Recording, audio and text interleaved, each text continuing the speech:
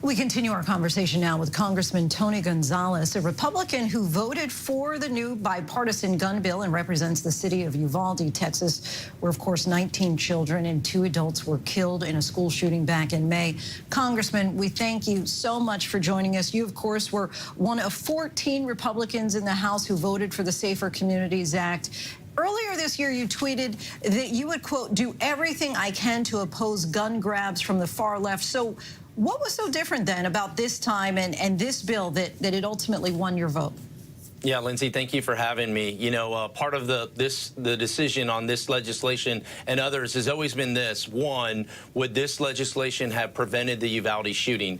And the Safer Community Act absolutely would do that. The other part was this going to infringe upon constitutional rights? And this piece of legislation would not do that. The last part of why I voted yes on the Safer Community Act is this is the largest investment in U.S. history in mental health. We always talk about it, but we absolutely need it more than ever. And it's not only for urban America, it's for rural America as well. So I was proud to support this legislation. I'm glad it's signed into law. What aspect of this legislation in particular would have prevented the Uvalde shooting from happening? Yeah, the biggest aspect is extensive background checks for juveniles.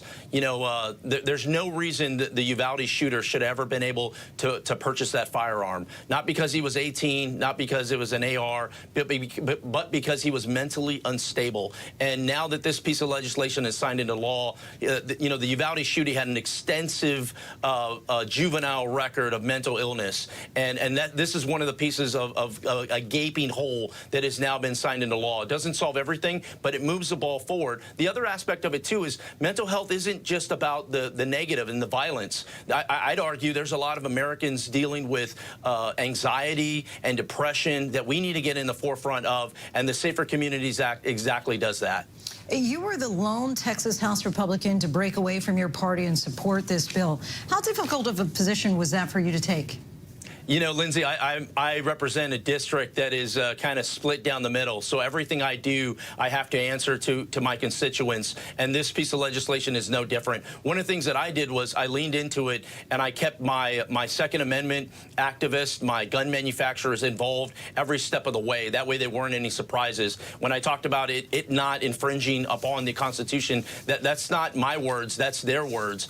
So that was one area that was able to help out. The other part I'd say is, look, there's an appetite for bipartisanship in America, and I think it shouldn't stop here. I represent 42% of the southern border. I think there's an opportunity for immigration reform. You know, sadly, the 53 migrants that were found dead in the back of a trailer, that was in my district as well. So I'm hoping that this piece of legislation is the start of many things, and we can look at it not as Republicans, not as Democrats, but as Americans. How can we bring America together for the betterment of everyone?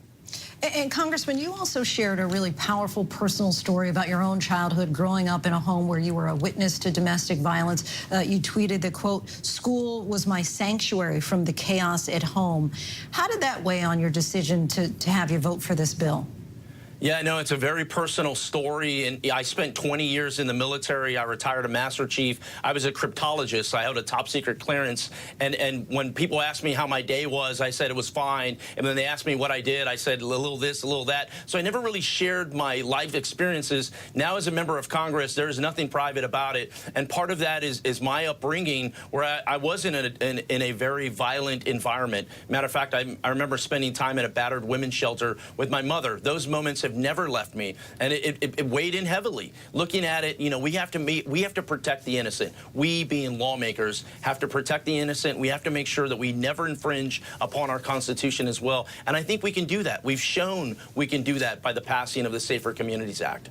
You were also at the Rose Garden ceremony this morning with President Biden hailing the passage of the new gun bill. At that event, of course, we saw a parent from the Parkland shooting, Manuel Oliver, interrupt the president's speech, imploring him to do more. Oliver was eventually escorted out. But we know that a lot of parents, including those in your own district, want to see more action taken. So we'll also put that question to you. What more can be done? Yeah, I think this is a start. And for every parent that lost a loved one, I think this is important to show that Congress can work, that Washington can pass meaningful legislation. There was another a family member there, a survivor of one of the Parkland victims, was Max Schachter, and he pushed the Luke and Alex Act. And he has been pushing this legislation ever since Parkland. And guess what? That piece of legislation was embedded in the Safer Communities Act, which would help everyone. So I think there's a lot of positives to take away from it, but we can't stop here. We can't, give a victory lap, if you will. This is a moment. Hey, how can we make Congress work again? And to me, it goes, what's the next thing we can work on? Immigration reform, securing our border, I think is an opportunity there. Congressman Tony Gonzales, we thank you so much for your time. Really appreciate it. Thank you for having me, Lindsay.